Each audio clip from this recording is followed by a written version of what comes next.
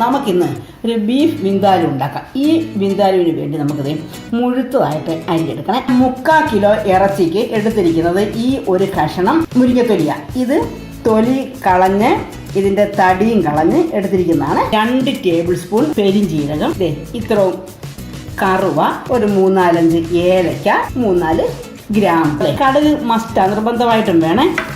1.5 table spoon അല്ലെങ്കിൽ 2 table spoon ആയാലും കുരുമുളക്. അതിൻ്റെ എരിവ് നല്ല കുരുമുളകാണെങ്കിൽ 1 ടേബിൾ സ്പൂൺ എടുത്താൽ മതി. കാരണം എരിവില്ലാത്ത കുരുമുളകാണെങ്കിൽ 2 ടേബിൾ സ്പൂണോളം എടുക്കണം.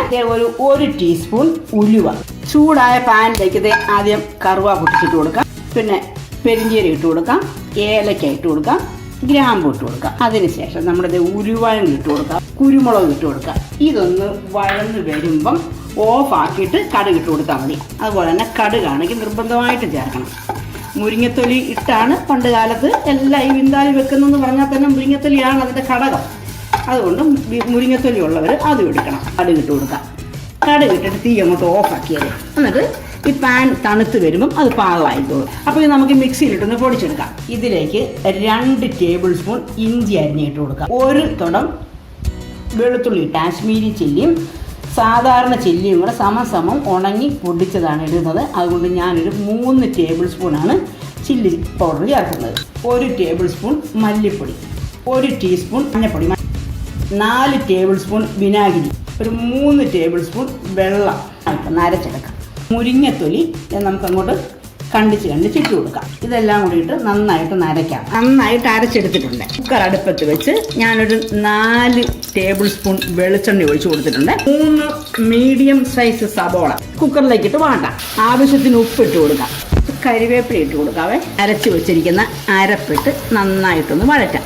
ഈ നിറം വരണം. എണ്ണ തെളിഞ്ഞ് വരുമ്പോൾ ഈ ഇറച്ചി അങ്ങോട്ട് ഇട്ട് കൊടുക്കാം. വിസിൽ വന്ന് ഒരു 20 മിനിറ്റിന് ഞാനാണെങ്കിൽ വിസിൽ വന്ന് അടച്ചു വെച്ചിട്ട് ചെറു തീയിൽ ഒരു 20 മിനിറ്റ് വേവിച്ചതിന് ശേഷമാണ് ഞാൻ എടുക്കുന്നത്.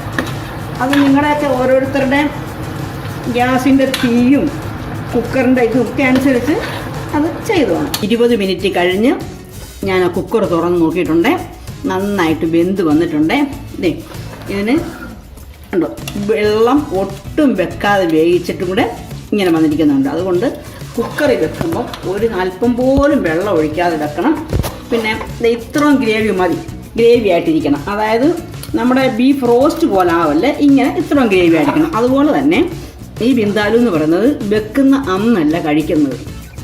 1-2 ദിവസം, ഏറ്റവും കുറഞ്ഞത് 1 ദിവസമെങ്കിലും കഴിഞ്ഞപ്പോൾ ഇന്ന് വെച്ചതാണെങ്കിൽ നാളെ നമ്മളിത് എടുക്കാവുള്ളൂ.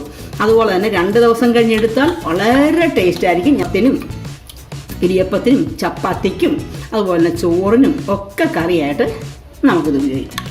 അപ്പം ഈ ഡിഷ് ഇഷ്ടമായെങ്കിൽ ലൈക്ക് ചെയ്യുക, ഷെയർ ചെയ്യുക, സബ്സ്ക്രൈബ് ചെയ്യുക. കഴിയുന്നതും 2 ദിവസം കഴിഞ്ഞിട്ട് കഴിക്കാൻ നോക്കുക.